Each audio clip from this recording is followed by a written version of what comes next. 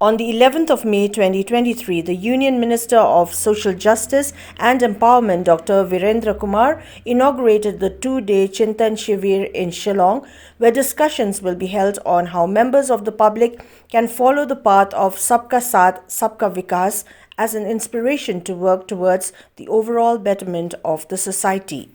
अलग अलग चिंतन शिविर का आयोजन करके वो लगातार कैसे इसमें सब समाज को लिए साथ में आगे है बढ़ते जाना, इसमें राज्यों की भूमिका को भी कैसे प्रमुख रूप से अग्रणीय बनाया जा सकता है, इस दिशा में लगातार जो प्रयास किए हैं उसके काफी अच्छे सार्थक परिणाम भी सामने आए हैं।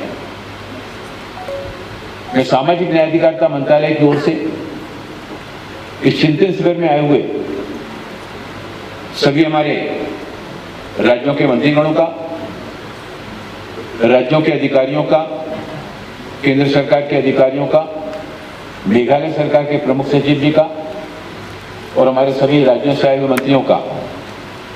उनका मैं आभार धन्यवाद करना चाहता हूं। मेघालय की धरती जहां कुछ पर्यटकों को आकर्षित करती है, वहीं मेघालय की प्राकृतिक सौंदर्य यहां आने के बाद जिस तरह से एक अलग तरह के आनंद की अनुभूति होती है, वो लगता है कि ये सिर्फ मेघों का आलय नहीं है। हम अपने घर के सबसे सुंदर हिस्से में हम यहां पर आए हैं। हर व्यक्ति के घर में एक कमरा ऐसा होता है, उस कमरे में जाने के बाद व्यक्ति कितने ही तनाव से भरा हुआ हो, कितनी व्यस्तता से निकल कर आए, लेकिन घर के जब उस कमरे में जाता है तो वहां जाने के बाद उसको एक बहुत सुखद सुकून मिलता है, चैन मिलता है, आराम मिलता है। Speaking on the lines of the pre-matric and post-matric scholarships available for the students belonging to the scheduled castes and tribes, the minister said that the government, through these shivirs, will try to monitor the actions taken for smooth on-time distribution of the same.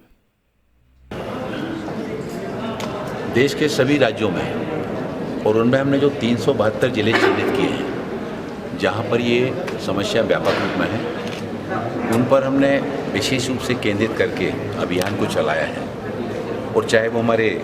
North east के state हों, चाहे union territory के हों या बाकी राज्य हों, सभी स्थानों पर तो उसमें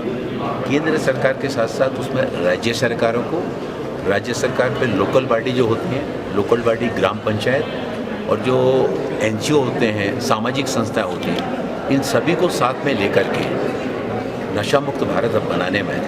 हमें हर राज्य को नशा मुक्त बनाना है। जब हर राज्य नशा मुक्त होगा तभी सही मायने में नशा मुक्त भारत अभियान का संरक्षण करेंगे। देखिए, हमारे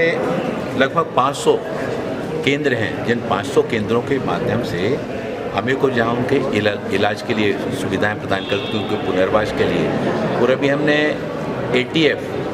तो ATF पहले क्या होता था कि NGO और इस तरह की संस्थाएं चलाती थी, लेकिन अब हम सरकारी हॉस्पिटल और मेडिकल कॉलेज में हम खोल रहे हैं, जिससे कि स्थायी रूप से